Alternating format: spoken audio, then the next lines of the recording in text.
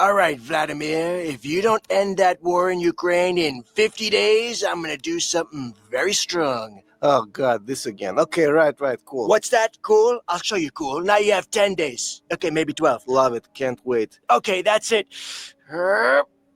Ow! Holy shit! Why did you hit me? Why did you hit me? Look, somebody's gonna pay the price for Vladimir not listening to me, and it's not gonna be me, all right? But he is also helping Russia. More than I'd like to, less than I could. Yeah, well, but he's, he and I were talking. It's a little, it's more complicated. It's, look, I'm just glad we're not talking about Jeffrey Epstein, huh? That is the funniest. Jesus Christ. Mark, turn me on to that. That is the funniest thing in the world. I sat here and laughed my ass off royally at that. Good morning, Jamal Thomas. This is the morning show. I apologize. I'm running a bit late this morning. I had a doctor's appointment and it took me a bit. Wow. Those Muppets, it will make your day. It will make your day. It would honestly make your day. Regardless of how bad your day is, that will make your day. No, man, I hope all of you are doing well. I hope everyone is doing great. I do not have time to go into the basic monologue today, but we're going to get the opportunity to talk to various people. Arno is going to be here. Maloof is going to be here. Carl Shah is coming on in a few minutes. Sabby Sabs is going to be here. So we have a damn good show for you today. It's a good, full show. I would say one thing. That ended up being true. So Trump, or let's say JD Vance, I think this is the video of it. Forgive me. Like I said, I'm running behind today, so I didn't have the time to pull up all of the spots that I wanted. I think this is it though. If she has a voice. Because he's not afraid to put significant tariffs on countries like India for buying Russian oil. Are you going to do a similar move to China as well? They're also buying Russian oil. Well, the president said he's thinking about it, but he hasn't made any firm decisions. So the president said he's thinking about it. He hasn't made any firm decisions about it. He's thinking about it. Oh, you didn't see it. God damn it. Let's try it again. Let's try this again. There we are. Who puts music to this stuff? It freaks me out. Obviously, the China issue is a little bit more complicated because our relationship with China. I hope you heard her. I got to play it again. Let me play it again. I hate it when they put music to it. It freaks me out. The president's efforts on trade and tariffs because he's not afraid to put significant tariffs on countries like India for buying Russian oil. Are you going to do a similar move to China as well? They're also buying Russian oil. Well, the president said he's thinking about it, but he hasn't made any firm decisions, obviously. President said he's thinking about it. He hasn't made any firm decisions on that, because after all, we get rare earths. We tried to have a tariff war with them once before. It didn't work all that well.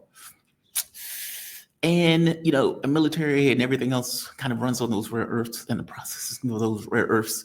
And as we said, we had a trade war with them once before and they didn't back down. So, yeah, it's kind of complicated. Modi, he can get it. Modi can get it. Modi is fair game. That seems to be they're looking at it. He is the weak link. And as the weak link, they can go after Modi. China, not so much. China, not so much. Now, your humble host over and over again said, show me, do it. Your humble host didn't believe for a moment that they would get back into another trade war with China. Maybe India. I mean, since they had already put like 50% on India, anyway, 25 to 50% on India, 50% on Brazil, yes. But again, my curiosity was, show me. I want to see it. That is going to be a fascinating thing. So apparently they went after one. He didn't necessarily go after the other.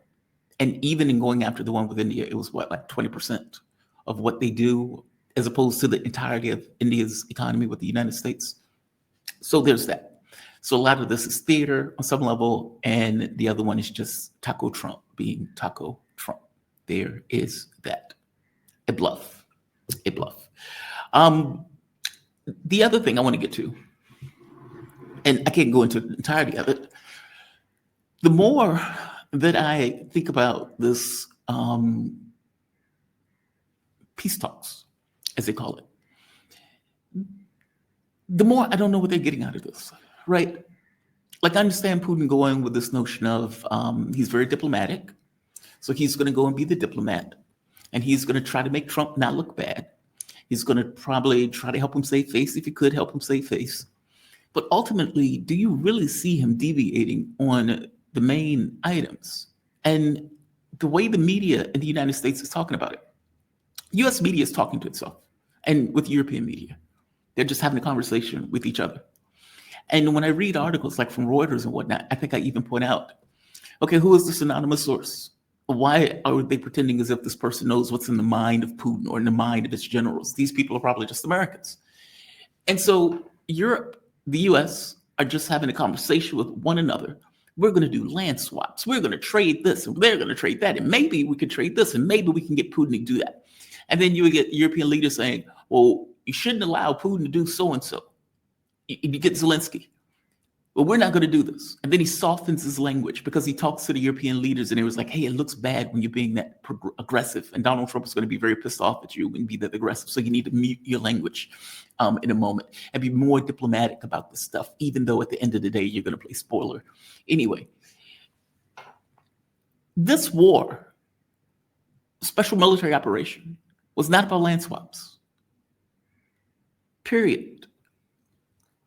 This war was not about land swaps. The entire point was that they're expanding NATO to the border of Russia. That was the issue. That was the prevailing and main issue. And that they were trying to use Ukraine to drag it into NATO, be it de facto or in fact, and use it in the way that they're using it now as a battering ram against the Russian government or the Russian countryside. Kalis, that lunatic, beautiful but dumb, will come out and say something like, we need to break Russia up into X number of places because she has a tiny country, Estonia, and she feels size insecurity with the size of Russia. Go sit down. You have no power in this process. Europe has no power in this process. Europe was effectively calling Donald Trump, talking to his secretary, trying to figure out what the plan was because they didn't know. And to be honest, I'm not even certain that Donald Trump knows entirely what the plan is going into it. It sounds like something was offered. Some people are saying that Witkoff got it wrong. Who knows? Maybe, maybe not. I don't get the sense, though, that Putin would go into a meeting if the context of the meeting hadn't been decided in advance. Maybe, but that's a hard buy for me in this case. Put that to the side for the moment. I haven't heard anyone in the West mention NATO once. Maybe in an article somewhere. But if you're listening to the blogosphere and the talking head sphere, it's all about swaps. What can we swap? What are we going to swap? How are we going to swap this? How are we going to swap that? Nothing is coming out of the Russian side. If you've noticed, they haven't said squat. I've been looking at the Russian media. I haven't seen anything that they've come out with a comment on this issue at all. It's for the most part been stonewall. We will have our conversation when we go and talk to Donald Trump. That's a little disconcerting, right? And on top of that, if Donald Trump is really believing, well, I'm just going to swap some land. Okay, what are you going to swap? Why should Russia have to give you anything? You're losing. The loser doesn't get to dictate terms. And not just the loser doesn't get to dictate terms. You overthrew a country provoking this war in the first place. Let's be very clear. Ukraine was a civil war that evolved in a case where Russia gets involved in order to secure its own interests. That's what it was. You had the US, Europe backing one side with Russia backing the Russian-speaking side. It was that. All of this talk about Russia just invaded for willy-nilly reasons, and then Europe and the United States come up and construct a monument of lies in order to justify or at the very least hide their own responsibility in regards to it. It's outrageous. But that is what they're still going with is Europe, acting as if, well, this is just about land because Russia just wanted land. No, it was not. The other part to this that's super interesting to me has to do with this idea of what are they going to get? Meaning, Putin's demands are not necessarily maximalist, not really. Hey, if you want to ceasefire, we can do that. These regions are part of the Russian Federation, and so you need to leave Donetsk, Lugansk, Zaporozhye, Kherson. You need to leave. These are ours. Now, the rub is, and the reason that Donald Trump is doing this is because what Donald Trump knows is if this keeps going on the battlefield, they're going to take Donbass anyway. So it's better to get ahead of it, to try to at the very least save some level of face, as opposed to the radical humiliation that's about to take place on the battlefield in the coming months. That's what he knows. The Ukrainian military looks like it's about to collapse. And it looks like it's about to collapse probably sooner than I think many people think, including analysts. It looks bad. The situation looks like it's getting worse and worse by the day. The speed at which they're moving through these regions is increasing, as opposed to taking months to take down many of these cities. These cities are falling faster. We'll see. I could be wrong on that front. I guess the main point that I would make here is, what deal do you really think you can make with the United States and Donald Trump? It's that part. That's the part that I'm confused by. I don't know what that deal would be. The U.S., when it had the opportunity, overthrew a government. There was that. One second. Overthrew a government. There was that. After overthrowing that government, went on with this idea that it was, come on. Went with the idea that this was a revolution of dignity, at the point where deals were being made in order to,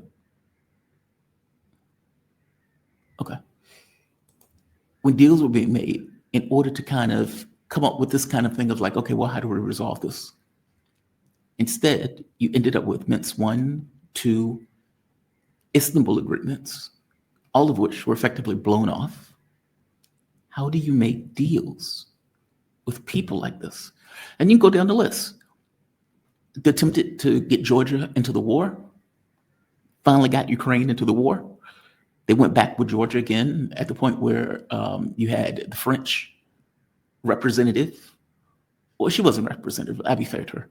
The French spy, the spook, that was president of Georgia, who was effectively working against the government with the European Union in order to overthrow that government. They tried to create a second front against Russia when they realized that Ukraine wasn't working. Okay, so you had that failed. Then you had the attacking Iran in the middle of negotiations when you pointed out that you would not do that. Now, the reason I'm adding that in is because it goes to this notion of radical dishonesty. I mean, hell, you can even talk about Soleimani, where he was effectively going somewhere for a peace summit, and they murdered him, knowing that he was going for a quote-unquote peace summit. I'm trying to point out that the level of flagrant dishonesty that's built into doing something like that, where you're trying to have a decapitation strike and overthrow a government, would that have been to the benefit or detriment of Russia and China if you were able to accomplish your objective? Obviously, to the detriment. And yet, Trump did it. Not 20 years ago, a few months ago. We were here together as that was taking place. And the other thing that I want to hit, Azerbaijan and Armenia. Now, that's a much bigger deal than I've seen people make of it. For all intents and purposes, let me pull up a map just so you can see what I mean by this. All right. They are talking about putting a quarter. Let's see if Carl was still joining me.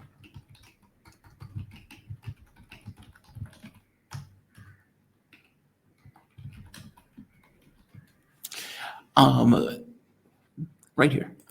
They are talking about putting a quarter, and if that wasn't insane enough, naming it after Donald Trump. But notice what this quarter connects. I think they call it the Nachian region here with Azerbaijan. All right, going through Armenia in order to do it. Iran sits right here. And this borders Russia, no less.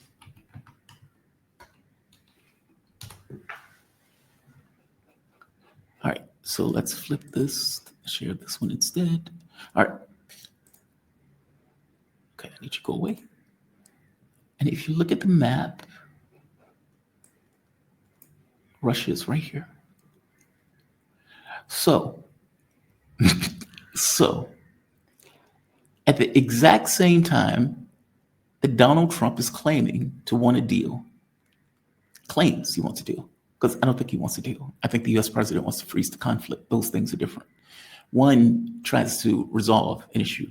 The other one tries to postpone an issue until you're in a better situation where you can effectively exploit that issue, a la Syria, for example.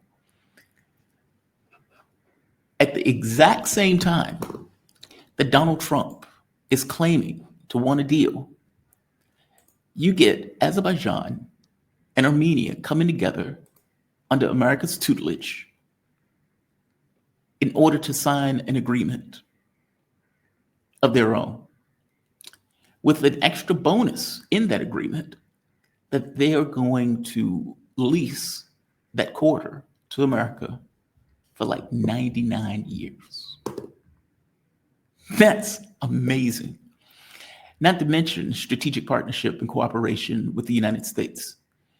This right here, were the two prime ministers shaking it out, Pashinyan and Aliyev. Azerbaijan and the Prime Minister of the Republic of Armenia will now sign the joint declaration on the outcomes of the Trump Route for International Peace and Prosperity Summit. That's really They will beautiful. sign 3 copies in English. The President of the United States signs as a witness to the President of the Republic of Azerbaijan and the Prime Minister of the Republic of Armenia, affirming their path to peace, stability, and prosperity. We kindly ask that all guests remain seated for the signing of the documents.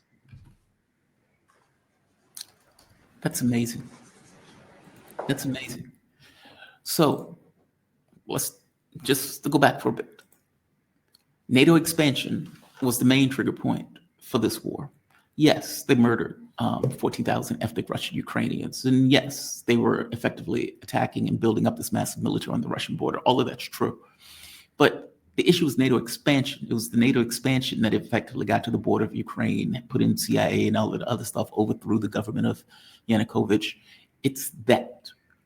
So while you are supposedly making a deal, and Putin has been very consistent the entire way through, there is no deal unless it deals with the practical realities on the ground and what caused the war. Full stop. He said it from the beginning. He hasn't deviated from it. I know they're acting like, oh my God, we don't know what Putin wants. He's been very clear the entire way through. So during a negotiation that Putin is obviously going to bring up that very specific point, that this is about NATO expansion, you sign a deal that once again hit and gets near the Russian border. Ain't that something? Ain't that special? Ain't that special? I hope you get my point, right? I'm trying to make the very basic point that how on earth are you going and trying to get a quote unquote deal when you are also back dealing to, let's say, get at Russia in a different way on another front? And again, let's be very clear about that. Azerbaijan and Russia have been at odds over the past several months, maybe longer than that, but definitely it's heated up over the past several months. Russia blew up one of their factories. You had the situation where those drones, Operation Spiderweb, that hit Russia, it's believed might have came out of Azerbaijan, or at the very least a truck came through or from Azerbaijan. The same thing, by the way, that hit Iran when Iran was in the war with Israel. These things are not coincidence. I hope you get my point. I'm saying that it seems to be that there's another front opening using Armenia and Azerbaijan. Larry Johnson even made the point of saying that they believe that there's secret protocols in the memos or in the deals that would allow them to get into NATO. Who knows? I don't even think you need that. You only need the cooperation in and of itself with the West. And you have to think to yourself, what was agreed upon in order to get the deal, right? What did Trump want? What did both sides want? Was it a closer cooperation with the West? Maybe, considering Armenia is talking about getting out of the CSTO. So you have another axis that seems to be forming against Russia, signed and pushed by Donald Trump, while at the exact same time, in a losing war, he is supposedly working with the Russians in order to bring down hostilities, the hostilities being perpetuated by the expansion of NATO.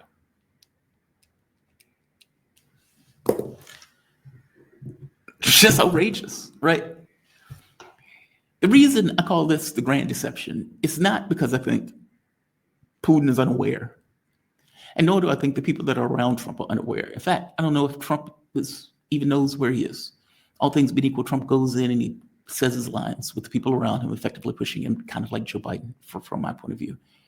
If they didn't give him a coloring book with stencils, then I don't think he knows entirely what's going on. I think what he knows is, oh my God, this is going to look bad and humiliating when it fails. And I'm not a loser, and I don't want this to fail on my watch. So I need to go and make a deal. That's why I went from 50 to 10 to, oh my God, let's talk. It was a bluff. He didn't have the cards. As the Muppet pointed out, you don't have the cards. You don't have the cards. He didn't have the cards. There was that. It's not that I think the public, or let's say it's not that I think the players in this don't know that.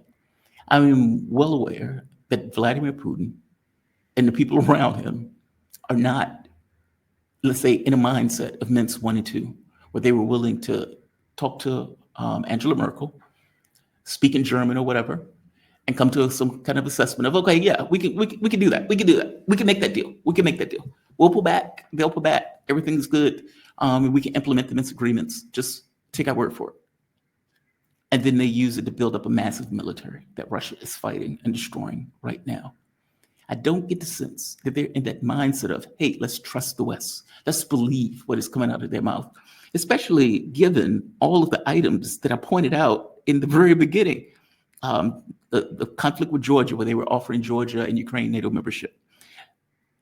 Georgia 2, where they once again tried to overthrow the government of Georgia to create another front. You get Minsk 1, 2, where they basically lied through. You get Istanbul agreements, where Boris Johnson jumps in and says, hey, cut this up. We're not going to do this. You get, we won't move an inch to the east, meaning that was an oldie, but a goodie. They didn't move to the east, they moved to the border at that point. And then, as I pointed out, knocked over the government of Ukraine. Pulling out of the INF treaty. Like, I'm trying to point out that all of these things were effectively lies. Lies. And it was Trump that did that. So how do you trust the government that is perpetually lying and that only sticks with agreements when those agreements suit its interests? So you get something like the JCPOA where they just blow it off completely. Why? Because Donald Trump didn't like it, so they just blew it off. You can't trust that government. And because you can't trust that government, how do you, as Vladimir Putin, go in, shake Trump's hand, and believe that anything that you shake his hand with is legitimate? My point is, you cannot. The point is, you cannot. It's not that I don't think Russia knows it. They do. It's the public that I don't think gets it. They seem to be under this delusion that there is a deal to be had and that the United States and Russia are about to shake hands and about to be best buds running into the sunset. That is not the way the U.S. works. This is just a temporary, that's a road bump in the way that they look at it. Let me bring in my man.